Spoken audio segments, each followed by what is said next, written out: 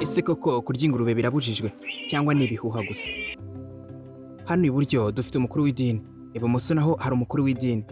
Hagati yabo hari abizera basigaye mu gihirahiro. Umukuru w'idini uri iburyo yafashe igitabo cy'Imana aravuga ati kurya ingurube ni ikizira. Ibumoso naho hari undi mukuru w'idini wafashe igitabo cy'Imana aravuga ati kurya ingurube biremewe ntacyo bitwaye kandi ntihakagire uvuma icyo Imana yaremye. Hagati aho hari urujijo hagati y'abizera Imana bakurikiye umukuru w'idini uri iburyo n'abandi bakurikiye umukuru w'idini uri ibumoso. Hagati aho abarya ingurube bavuga ko iryoha cyane. None dukora iki? Tujye turyoha gake twumve uburyohe bwayo cyangwa twumve n'ibibishye hanyuma turekere aho ntituzongere kuyirya? Uyu munsi tugiye gushaka ukuri kw'ibi bintu, tumenye niba byemewe kurya ingurube cyangwa niba ari ikizira.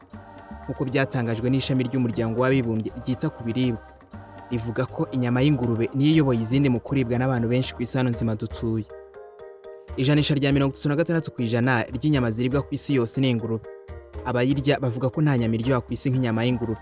Ibaze kuba ingurube ariyo nyama iribwa cyane kurusha izindi ku isi, n'amagambo menshi mujya mwumva bavuga ko ingurube ari ikivume. Ese ubundi wakibaza ni iyihe mpamvu bavuga ko inyama y'ingurube ari ikizira bityo ntikwiye no kuribwa, kandi Imana yarayiremanye uburyohe budasanzwe bwihariye? Mu by'ukuri Imana ikayiremana uburyohe bukabije gutyo, yarangiza ngo ndakuvumye wowe ntukaribwe. Mbere y'uko dufungura igitabo cyangwa Bibiliya ngo ducukumbure tumenye ukuri neza kw'ibi, reka tubanze turebeshe ijisho ry'isi cyangwa siyansi tuyobore, tumenye niba hari ikibazo kuba umuntu yarya inyama y'ingurube iyoboye indi nyama zose ku isi mu kuribwa.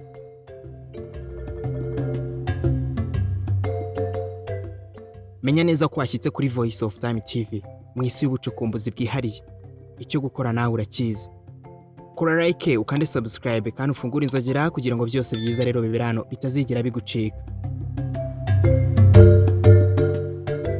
Ikintu cya mbere ugomba kumenya neza wowe unyumva nuko hari ingaruka mbi zivuka mu kurya inyama y'ingurube. Izo ngaruka harimo ko inyama y'ingurube ibamo acide ya casinogene itera kanseri. Ubushakashatsi bw'ishami ry'umuryango w'abibumbye wita ku biryo n'umuryango ukora ubushakashatsi no kuvura kanseri ku isi bashyize hanze amakuru avuga ko uriye inyama y'ingurube buri munsi byibuze amagarama 50, uyu muntu aba afite ibyago byo kurwara kanseri ku kigero cya 18%.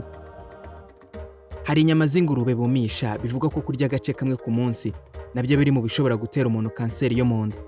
Ubushakashatsi muri rusange bwerekana ko inyama zitukura atari nziza ku buzima bw'umuntu, dore ko abahanga mu bya siyansi bavuga ko inyama zitukura harimo n'inyama z'ingurube zimara mu nda y'umuntu amasaha 20 yose igifu kitarazi. Ayo ni amasaha menshi cyane ugereranyije n'igihe ibiryo bisanzwe bimara.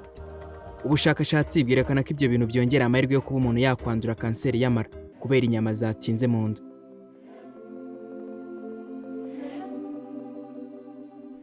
Icya kabiri wamenya nuko buri inyama y'ingurube igira amavuta menshi cyane. Iyo umuntu agiye kuyirya ya mavuta yayo aba yivanze n'amaraso. Aya mavuta rero nayo agira ingaruka zikomeye mu mubiri w'umuntu, nko gutera umuntu kurwara umuvuduko w'amaraso cyangwa pressure. Ikindi inyama y'ingurube kubera amavuta menshi byaje kugaragara ko ishobora gutera abazirya ikibazo cy'indwara y'umutima. Si ikintu gitangaje ko umukunzi w'inyama y'ingurube yarwara umutima, heart attack.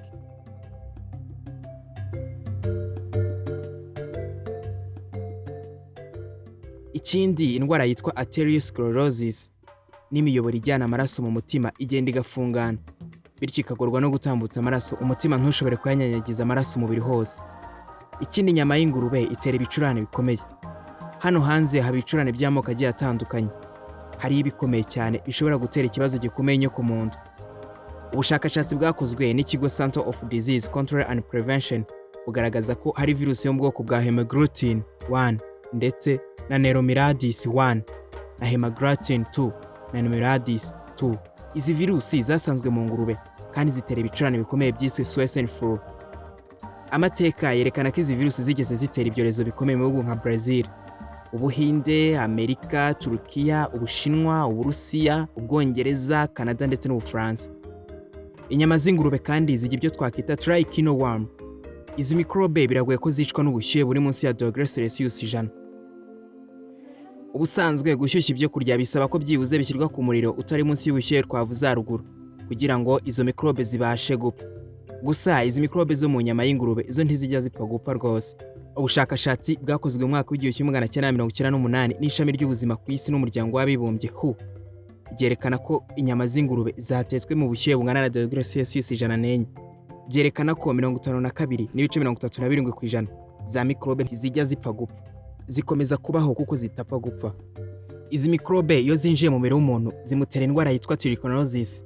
Ibimenyetso by'indwara ni umuriro mwinshi, umutwe ukabije, gucika intege ndetse no kuribwa umubiri wose. Hiyongeraho amaso ukahindura ibara, agasa na pink, kubyimba mu maso, ndetse ushobora no kugira ikibazo cyo kureba. Iyo umuntu ari inyama y'ingurube tayari aba yamize mikrobe. Ubwo iragenda igakwirakwira mu maso, ikagera mu myanya y'ubuhumekero, mu ijosi, mu gituza ndetse n'ahandi nko mu mihogo. Birumvikana ko iyi ndwara ibiganisha ku rupfu, yanaguhitana rwose. Iyi ndwara yaramenyekanye cyane mu bihugu by'i Burayi nka Sweden, mu Bwongereza ndetse na Poland. Ikindi kibazo cy'inyama y'ingurube ni uko igira virusi ya hepatite E. Iyi ni virusi nk'izindi virusi, gusa zose zifite ingaruka mbi cyane cyane mu mubiri w'inyokomuntu. Ikindi kirushijeho kuba giteye ubwoba ni uko inyama z'ingurube zifite ububasha bwo kuba zatera umubiri w'umuntu ubudahangarwa burwanya imiti yo kwa muganga cyangwa za antibiyotike. Mu yandi magambo harimo antibiyotike mu nyama z'ingurube. Inyama y'ingurube nanone ibamo mikrobe yitwa Tyrannosaurium. Umuryango w'abibumbye ishami rishinzwe ubuzima ryatangaje ko izi mikrobe zajya mu mubiri w'umuntu iyo atatetse neza inyama z'ingurube ngo zishye neza. Izi mikrobe iyo zimaze kugira mu mubiri w'umuntu zimutera ikibazo mu bwonko, dore ko umuntu atangira kurwara igicuri n'ibindi bimenyetso biganisha ku kuba yatakaza imbaraga z'ubwenge no kubura ubwenge. Bivugwa ko abantu benshi barwara igicuri baba baratewe n'izi virusi cyangwa mikrobe zikomoka mu nyama z'ingurube yatetswe cyangwa yokejwe ntishye neza. Ubushakashatsi bwerekana neza ko 50% ry'abantu barwara igicuri ku isi aba ari abarya b'inyama z'ingurube. Wakwandura iyi ndwara binyuze mu kurya inyama z'ingurube cyangwa kurya isosi z'inyama y'ingurube. Umudogiteri witwa Glenn Sheffield yanditse mu kinyamakuru gikomeye cyitwa Washington Post tariki ya 31 z'ukwa gatanu 1952 ati: umuntu umwe muri batandatu mu bihugu nka Canada na Amerika bagira iyi virusi baba barayiteye no kurya inyama z'ingurube cyane. Abantu bafite ibi bibazo baramutse bahagaritse kurya inyama z'ingurube, ubuzima bwabo bwagenda neza bugasubira ku murongo buhoro buhoro. Gusa baramutse bakomeje kuzirya dushingiye kuri virusi twavuze haruguru n'uburyo zikoramo, bafite ibyago bikomeye byo kuzarwara kanseri, imitima ndetse harimo no kuba bapfa. Ndetse bamwe bashobora no kumugara ibice bimwe na bimwe by'imibiri yabo. Izi ndwara zose twavuze ntizivurwa, nta muti zigira keretse uhisemo guhagarika kurya inyama z'ingurube. Nta rushinge, yewe nta n'urukingo cyangwa undi muti wese wabona wakuvura. Iyi nyamaswa yitwa ingurube ihetse byinshi cyane muri yo. Ni byiza ko bimenyekana, ariko ikibabaje ntago abantu benshi baba babizi. Hari abandi bashakashatsi bavuze ko kurya inyama z'ingurube bigabanyiriza umugabo kugira ishyari cyangwa gufuhira umugore we, kuko ingurube niyo nyamaswa yonyine itagifuhira ingore. Niyo mpamvu bavuga ko uriya akabenzi cyane bituma umugabo we atakaza ikintu cyo gufuhira umugore we. Ibi birumvikana kuko ubusanzwe ikiremwa muntu indwara nyinshi barwara bazikomora ku nyamaswa barya. Urugero birazwi ko inyamaswa zirya inyama arizo zizwi nka carnivorous. Urugero imbwa, ipusi, intare ndetse n'izindi. Izi ni inyamaswa z'inkazi cyane. Mu gihe inyamaswa zirisha cyangwa herbivorous, urugero ni inka, intama, ihene, aya matungo aritonda kandi akumvira. No ku bantu nuko. Ubushakashatsi buvuga ko abantu bikundira kurya imboga aba ari ibinyamahoro muri rusange, naho abakunzi b'inyama bakunda kugira amahane. Ingurube ni inyamaswa itagifuhira ingore yayo cyangwa kuyigirira ishyari, kandi abahanga mu bya siyansi bavuga ko kugira ngo gufuha bishire mu muntu nuko yajya arya inyama z'ingurube.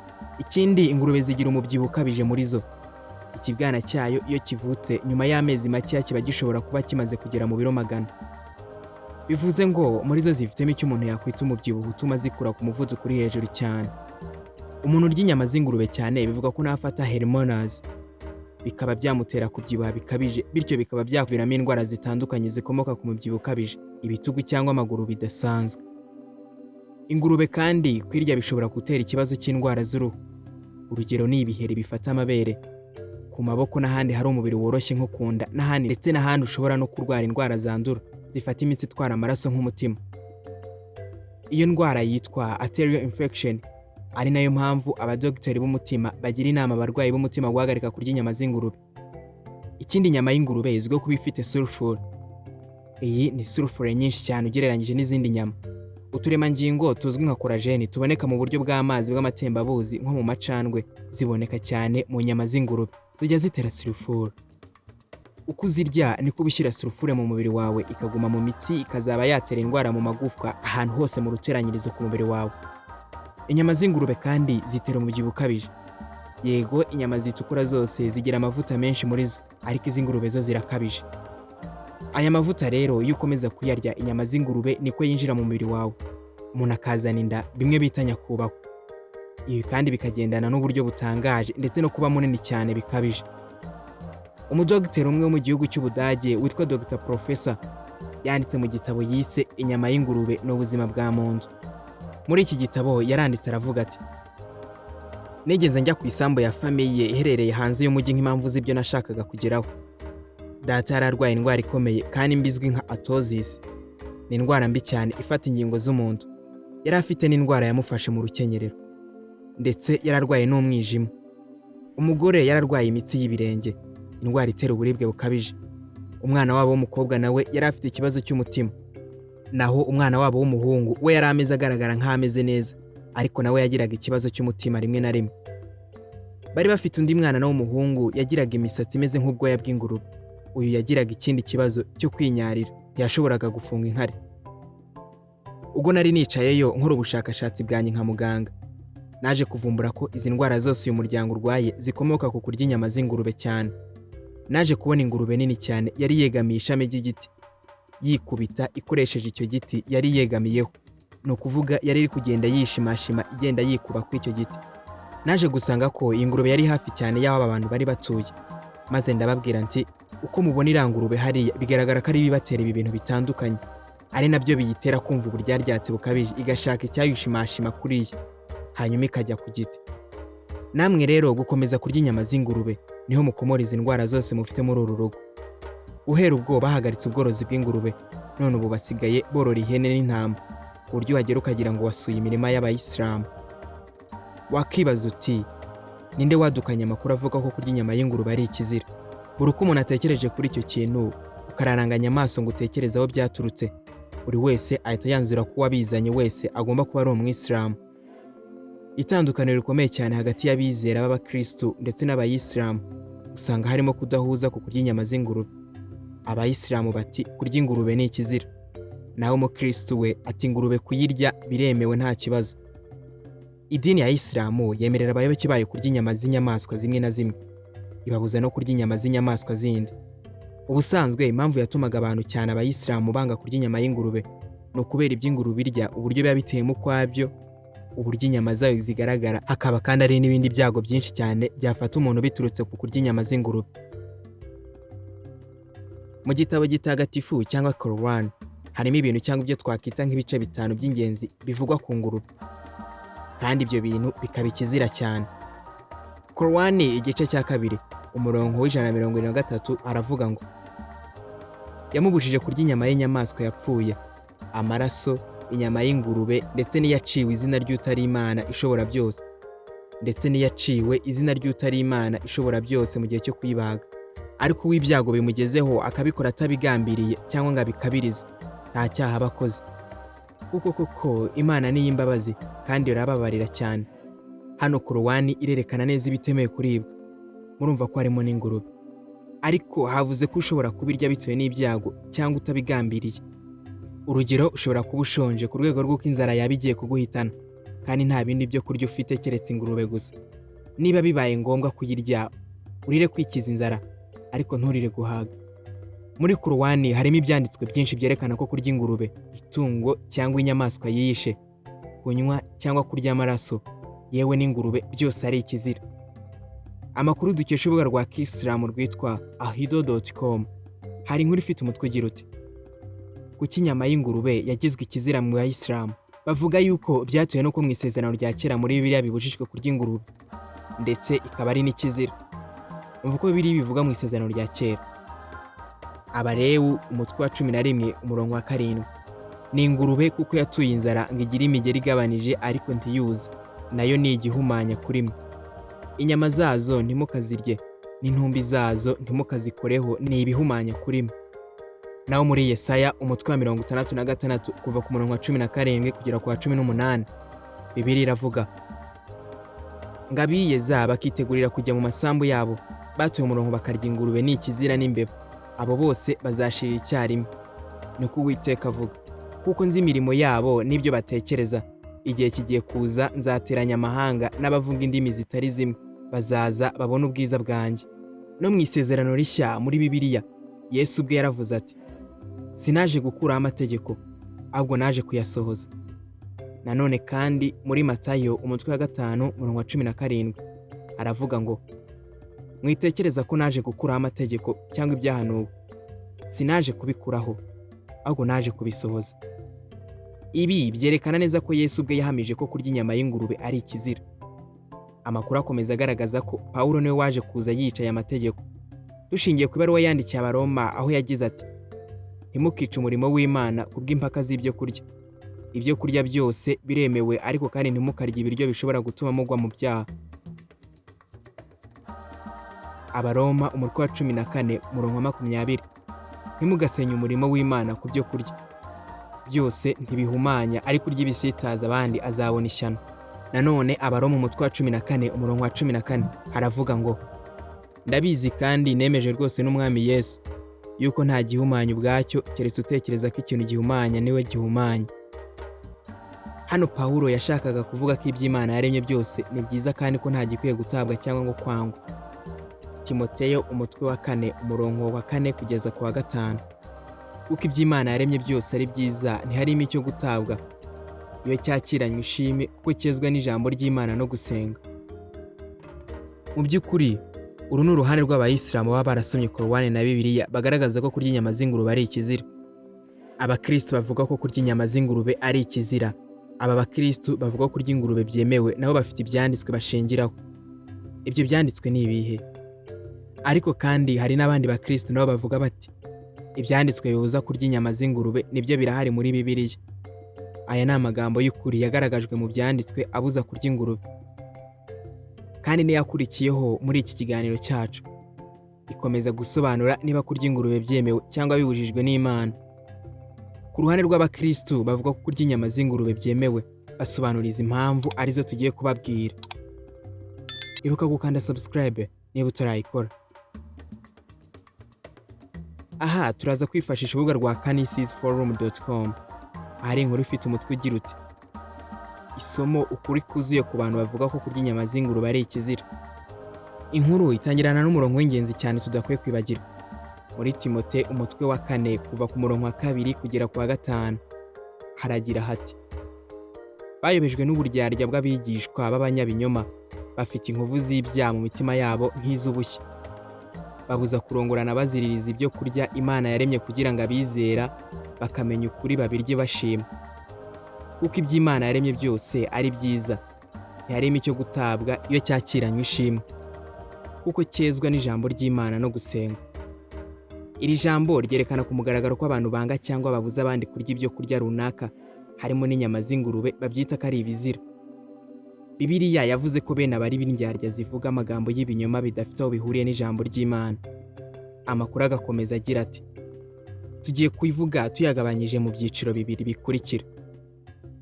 Inyamaswa zari bivume zikaba uyu munsi zejejwe. Abantu navuga ko kurya inyama z'ingurube ari ikizira.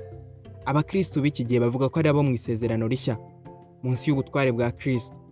Imana yatanze uburenganzira bwo kurya ibyo kurya byose, bisobanuye ngo harimo n'inyama z'ingurube, urukwavu, ingamiya n'izindi zitandukanye.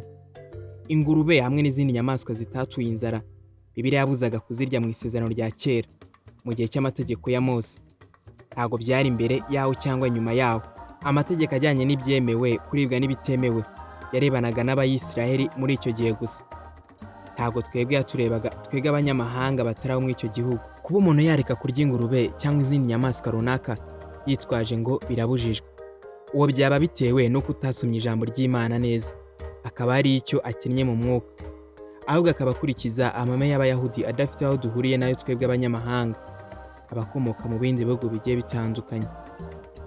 Abantu bo mu isezerano rishya munsi y'ubutware bwa Kristo, nta cyanditswe na kimwe wabonaga kitubuza kurya inyama z'ingurube cyangwa izindi nyamaswa ndetse n'amatungo. Isezerano rishya ritanga uburenganzira bwo kurya byose utabanje kwibaza ibibazo byinshi. Muri Luka umutwe wa 10 kuva ku murongo wa 7 kugera ku wa 8. Kandi iyo nzu aba ariyo mugumamo, musangire nabo ibyo kurya n'ibyo kunywa, kuko umukozi akwiriye guhembwa. Ntimuzacumbukuruze mu nzu ngo muraraguze, kandi umudugudu wose mujyamo bakabakira murya ibyo babahaye.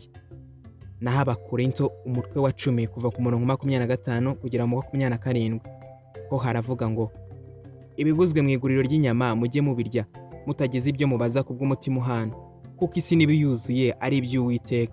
Umuntu wo mu batizera nabararika namwe mugashaka kugenda, icyo bazabahereza cyose mujye mukirya atari ntacyo mubajije kubw'umutima nama. Ikinyamakuru gikomeza kwandika ndetse none ibi byandikwa mu nyuguti nkuru bagira bati inyamaswa zari zibujijwe kuribwa mu isezerano rya kera, uyu munsi mu isezerano rishya biremewe kuzirya. Iyo usomye mu gitabo cy'Abalewi umutwe wa 11 kuva ku murongo wa 1 kugera ku wa 8, Bibiliya iravuga ati Uwiteka abwira Mose na Aroni ati mubwire Abayisiraheli muti ibaba ari byo bifite ubugingo mujya murya mu nyamaswa n'amatungo byo mu isi byose, icyatuye inzara cyose ngo kigire imigeri igabanije kikuza, aba ari cyo mujya murya. Ariko ibi ntimukabirye mu byuza no mu byatuye inzara. Ingamiya kuko yuzi ikaba itatuye inzara ni igihumanya kuri mwe, n'impereryi kuko yuza ikaba itatuye inzara nayo ni igihumanya kuri mwe, n'urukwavu kuko rwuza rukaba rutatuye inzara narwo ni igihumanya kuri mwe, n'ingurube kuko yatuye inzara ngo igire imigeri igabanije ariko ntiyuze nayo ni igihumanya kuri mwe. Inyama zazo ntimukazirye n'intumbi zazo ntimukazikoreho, nabyo ni ibihumanya kuri mwe. Ati dore inyamaswa zejejwe mukwiye kujya murya, ibaba ari byo mujya murya ibyo mu mazi byose, ibyo mu mazi, mu nyanja no mu nzuzi no mu migezi bigira amababa n'ibikoko, aba ari byo mujya murya. Bati aya ni amategeko Imana yahaye Abayisiraheli mu gice cya Mose mbere y'isezerano rishya. Imana yabahaye urutonde rw'inyamaswa bemerewe kurya n'izo batemerewe kurya, ariko mu isezerano rishya inyamaswa zitari zemewe kuribwa ubu zarahumanuwe, ubu zaribwa nta kibazo. Mu gitabo cya Tito umutwe wa 11 umurongo wa 14 ho haragira ati Bibiliya ivuga ngo batita ku migani y'ibinyoma y'Abayuda n'amategeko y'abantu batera umugongo ukuri, byose bibonereye ababoneye, nyamara nta kibonereye abanduye batizera, ahubwo babonekaye ubwenge n'imitima yabo. Abaroma umutwe wa 14 umurongo wa 14 haragira hati ndabizi kandi nemejwe rwose n'Umwami Yesu yuko ntari mu gihumanya ubwacyo, keretse utekereza ko ikintu gihumanya niwe gihumanya. Ibyakozwe n'intumwa umutwe wa 10 umurongo wa 9 ho haragira hati bukeye bwaho bakiri mu nzira benda gusohora mu mudugudu, Petero ajya hejuru y'inzu gusenga nko mu isaha ya 6, arasonza ashaka kurya, bakibyitegura aba nk'urota. Abona ijuru rikingutse, maze ikintu kiramanuka gisa n'umwenda w'umukoma hasi, gifashe ku binyita 4 kijya hasi. Harimo inyamaswa z'amoko yose zigenza amaguru 4, n'ibikururinda hasi byose n'ibiguruka mu kirere byose. Ijwi riramubwira riti haguruka Petero ubaye urye. Petero ati oya mwami, kuko ntigeze kurya ikizira cyangwa igihumanya. Iryo jwi rimusubiza ubwa kabiri riti iby'Imana ihumanuye wibyita ibizira. Biba bityo 3, icyo kintu gihera ko gisubizwa mu ijuru.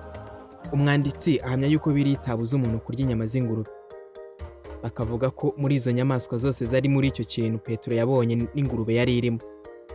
Maze Petero abwirwa ko akwiye kujya yita ku by'Imana yahumanuye ikizira. Ariko hariho urundi ruhande rw'Abakristo bavuga ko ibyo bintu babisobanuye, bakavuga ko ibi bifite ubundi busobanuro bitandukanye kure n'ibyo bavuga. Bivuga ko bisobanura yuko Petero abwirwa ko adakwiye kuvangura abandi bantu bo mu bundi bwoko butari Abayuda. Hano hari urujijo rukomeye cyane, ariko reka twege twikomereza ibyacu. Umwanditsi wacu akomeza agira ati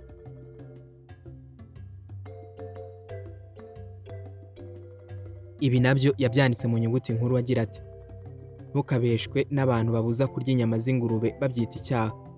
Matayo umutwe wa 15 umurongo wa 10 kugeza ku wa 20 ho haragira hati ahamagara abantu arababwira ati nimwumve musobanukirwe, ikijya mu kanwa sicyo gihumanya umuntu, ahubwo ikiva mu kanwa nicyo gihumanya. Maze abigishwa baramwegera baramubaza bati uzi yuko abafarisayo barakajwe no kumva ayo magambo? Arabasubiza ati igiti cyose Data wo mu ijuru adateye kizarandurwa, nimubareke ni abarandata impumyi kandi nabo ni abahumyi, ariko impumyi y'irandasi izindi zombi zigwa mu mwobo. Petero baramusubiza bati, dusobanurire uwo mugani. Mbese namwe ntimurajijuka? Ntimuzi yuko ikintu cyose kigiye mu kanwa kijya mu nda kikanyura mu nzira yacyo, ariko ibiva mu kanwa biba bivuye mu mutima, nibyo bihumanya umuntu. Kuko mu mutima w'umuntu ariho haturuka ibitekerezo bibi, kwica no gusambana no guheheta, kwiba no kubeshyera abandi n'ibitutsi. Ibyo nibyo bihumanya umuntu, ariko kurisha intoki zijabitse mu mazi ntibihumanya umuntu. Aya magambo yerekana ko ibyo kurya bijya mu nda bidashobora guhumanya umuntu, ariko amagambo ava mu mutima we yamuhumanya. Hari ibyanditswe byinshi bivuga ko niba kurya inyama y'ingurube ari ikizira cyangwa byemewe. Gusa ni benshi cyane ntabwo twabisoma ngo yose ngo tuyirangize. Reka noneho ngo imirongo uza kwisomera. Uze gusoma kuri Matayo umutwe wa 5 umurongo wa 17. Usome nanone kuri Matayo kuva ku murongo wa 5 kugera ku 21. Nanone wongere usome ibyakozwe n'intumwa umutwe wa 10 kuva ku murongo wa 9 kugera ku wa 16. Dusoza reka dusome Abaroma umutwe wa 14 umurongo wa 14. Haragira hati, ndabizi kandi nemejwe rwose n'Umwami Yesu yuko nta gihumanya ubwacyo keretse utekereza ko ikintu gihumanya niwe gihumanya. Ubwo rero abavuga ngo dukomeze twirire ingurube bateye umusumari babyemeza, ndetse nibyo bashingiraho. Mu by'ukuri sinshaka kuvuga ngo ninde watsinze, ariko twakibaza ngo muri aba bombi bashingira ku ijambo ry'Imana, umwe ati iby'ingurube ni ikizira, undi nawe biremewe kuzirya. Imana ubwayo niyo kuri ni nayo iz'ukuri, izahagarara mu kuri kwayo ubwo izaba yateranije ibiremwa byayo byose imbere yayo maze ikavuga iti dore inzira y'ukuri niyo. Bityo rero ntihongere kugira uwita undi amazina cyangwa ngo twitane ba mwana. Ese wowe nyemerera nanjye nkubaze iki kibazo. Ese wowe wemera ko kurya ingurube ari icyaha cyangwa si icyaha? Tubwire hano hasi muri comment. Wibuke gukanda like, ukande subscribe, ufungure inzogera ndetse wibuke no gukora share ku nshuti zawe kugira ngo ibiganiro byiza nk'ibi bitazajya bigucika. Jye mwabanye, nita DJ Wakanda Famous. Ndabashimiye.